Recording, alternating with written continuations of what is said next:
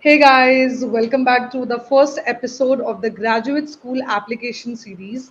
Thanks a lot for the overwhelming response on our last video. If you would like to know about this ongoing series, click the I button to watch our introduction video. In this video, we are going to discuss budget fixing, university, and course shortlisting. So, Akshat, what are your thoughts and learning about budget fixing from your application experience? Thanks, Nikita. I think budget fixing is the most crucial part of your MSc journey because it could be a bottleneck in if not well thought out. Although I strongly suggest you to be aware of the different funding methods like grants or scholarships or awards, etc. For a general case, let's assume that you will be self funding your master's education through savings, loans, or something else. You need to have a discussion with yourself and then with your family to fix a definitive amount for your master's. We're also assuming that everyone who is watching this video has decided that they would want to pursue a master's from abroad, and the main reason is to study. If you are stuck on the deciding phase, feel free to reach out to me on LinkedIn for a quick chat, or you can schedule a 15-minute one on one with me. More details to follow about this. To know more about scholarships or internships abroad, subscribe to Nikita's channel to stay updated, or you can reach out to me for a quick discussion. Since scholarships are not a highlight of this video, let me talk a bit about how you can fix a budget. Take 10 to 15 days reading about how much a master's degree costs in general and how much would you and your family be able to spend or support you. Depending on that discussion, you can proceed with the next steps. Once you have your budget fixed, I would recommend not changing it because that could complicate your decision making process and often could be a reason to cause regret in the future. An important point to note is that when you fix your budget, you have to account for your application fees, which could be roughly be between 1,000 to 15,000 Indian rupees, edging towards the latter end. Your visa fees, that includes your I-20 amount if you are going to the US, any insurance or medical surcharges, etc., flight tickets, and costs of travel from airport to your accommodation. I would personally suggest having 2 months of rent handy and a couple of hundred for groceries and other miscellaneous items. Also account for the cost of gadgets you would need to buy additionally, books or any other academic expense. There can be many other small expenses that could come up dynamically, but from my friend's personal experience who went to the US with a certain amount of money, faced a lot of issues and could have led to a lot of anxiety when they later found out that their accommodation room did not have a cupboard, mattress, mirror, and a side table. Yeah, I agree. Because if the first step after budget fixing is course and university shortlisting, so if you don't decide your budget properly, then you won't be able to choose any university on the basis of your interest. So, to shortlist a course, these are some of the pointers that will help you decide. The first one being interest. So, as you all know, the craze behind AI and ML nowadays. So, I would highly recommend you guys to not follow any such craze or go with those fields which your friends are choosing. Think thoroughly about your interests and then decide. Second is your profile. So, take a look at your resume and reflect whether you have enough work or projects in the fields in which you want to apply. So let's take an example that you want to apply for MS in robotics, but you do not have a single project or had any relevant experience in that field with either internship or research. So this could affect your chance of getting selected. I'm not saying that if you don't have any experience in a particular field, you won't get selected. The only point that I am trying to highlight is that you should try to take those steps in your application journey, which will not only help you to increase your chances of getting selected, but will also help you save money. Next, you should do some research on the scope of a particular field on the career you want to pursue in the country and you want to pursue in the country you plan to study. So these were some of the steps that you can take in account while shortlisting a course. After this, the next important step is shortlisting universities, and these are some of the pointers that you should keep in mind. So the first one is program. As I said that there is a lot of craze around AI, ML, fintech and all. So what is happening nowadays is that almost all the universities are providing courses on these fields without experienced faculties or having an outdated curriculum. Let us assume that you have decided to pursue MS in data science, but the college you are looking for has a MS in data analytics or data engineering. So you need to understand that these fields are completely different. Just because they have the word data in the name doesn't mean that they all are similar or have the same syllabus. You should go through the curriculum of these programs and understand whether they are teaching the subjects according to the industry need or whether they have experienced faculties or not.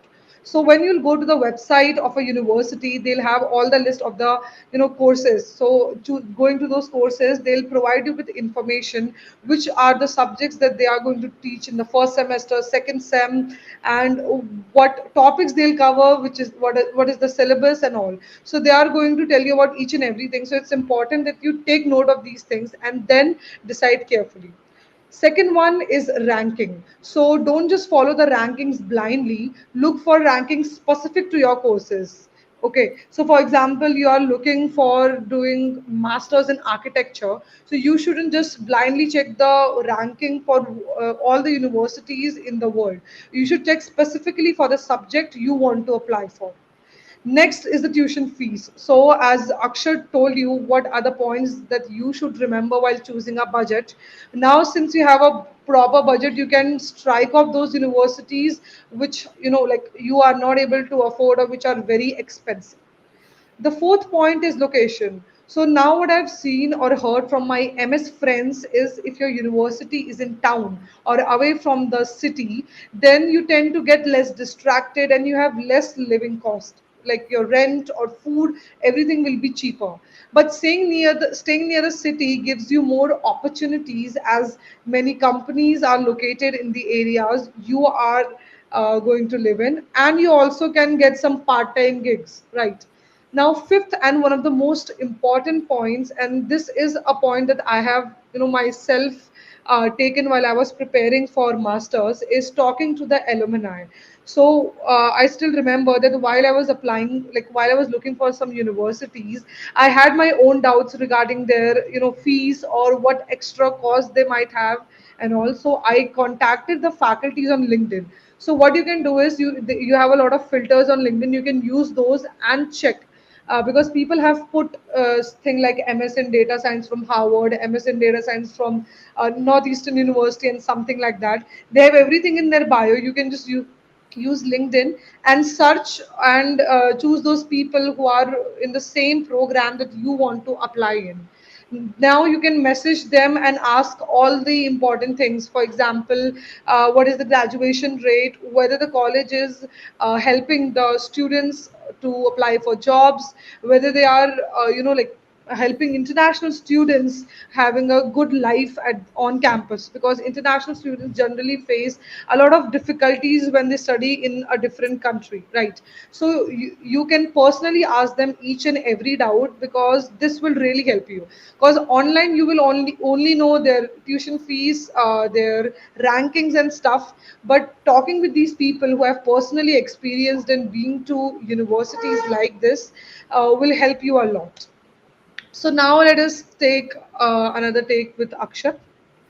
I totally agree that talking to alumni, reaching out to people on LinkedIn is important. Networking is important.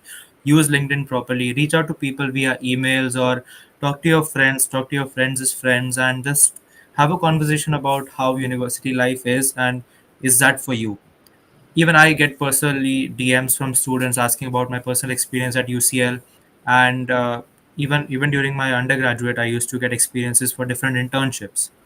Now, to summarize and append to the points we both made, I just want to highlight a few questions that you need to ask yourself. So, the first question is, what is my final budget? What country do I want to study in? What course do I want to study? What are the pros and cons of the course and the country? What is the overall and the subject specific US rank of the university?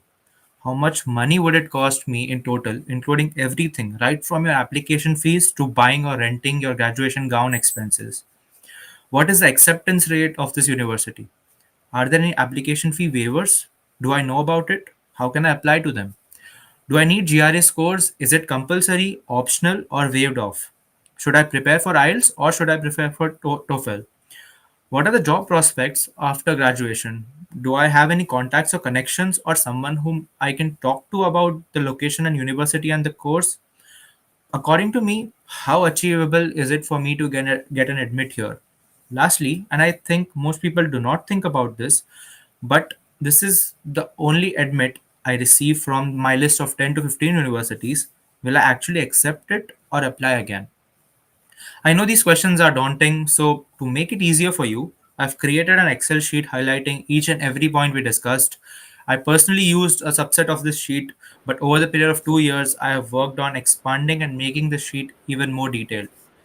Along with shortlisting support, the sheet also has pages for summarizing your shortlist, LOR tracker, cold emailing tracker, and application tracker. Check the description and click to request the viewing access to the sheet for free. So thanks a lot, Akshat, for providing this Excel sheet for the audience because I think it would be highly beneficial for them if they'll track all their progress. I have put all the links in the description, and you guys can reach out to us on LinkedIn or connect with us on TopMate for personalized guidance. So that's all for the video today. In the next video, we'll be discussing the important exams that you need to take to apply for study abroad, like JRE, IELTS, or TOEFL, etc. If you like the video, press the like button, subscribe to my YouTube channel, and share it with your friends and family members. I'll see you in the next video. Till then, bye.